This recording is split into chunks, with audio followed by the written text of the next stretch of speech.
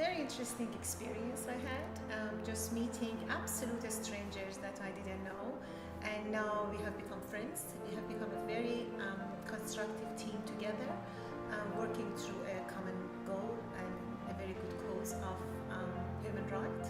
So it was an amazing 2 days that I had. I really enjoyed them. It's such an honor to be invited and included in this.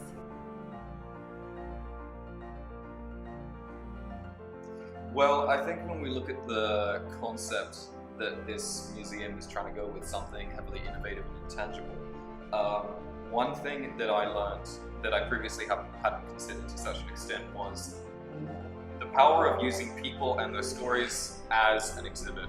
If we are looking at creating an intangible and innovative museum, that is ultimately what the exhibits are. That is what we are showcasing. We are showcasing the stories of people from diverse backgrounds, whether that be religious, gender, sexual identity, nationality, your status here as a migrant or a refugee, whatever it may be.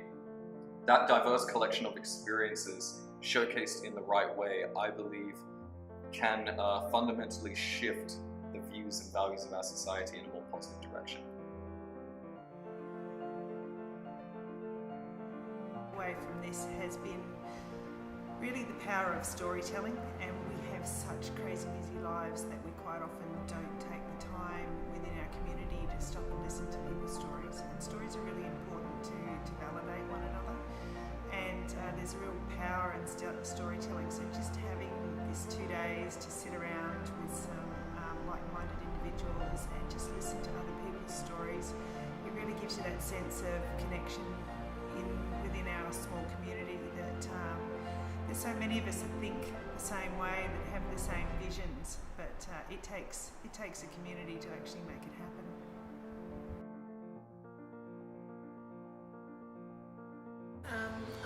I read it somewhere, it's not my idea, but as usual that we always inspire each other. I read it somewhere that everyone needs to have a happiness project, something that makes them feel much better and bring joys to their heart. And when I was thinking of it, and for some people is cooking, for some people is baking, eating, painting, for me is all of the above. But I found out that working on human rights is my happiness project. Anything that talks about women's rights, children's rights, human's rights in total, right for disability. So why I think the museum has come about at really the perfect time in where Western culture is at is what we've really done as a society, what politicians have done, what the media has done, unfortunately, is that we've normalized the polarization of discourse, where people have just aligned themselves to extreme views, and what we've unfortunately seen from that, and what we've been able to measure, especially within the last 2 years, is a rise in hate crimes, a rise in affiliation with extremist organizations, a rise in recruitment from those extremist organizations.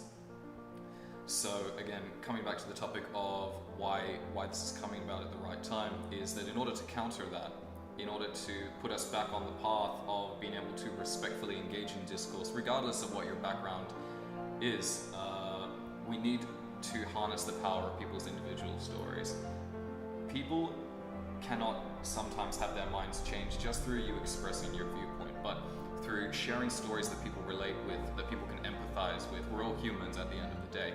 So if we're able to exhibit those in the correct way and develop the right solution, I genuinely do believe that we're going to be able to put society on a more tolerant pathway.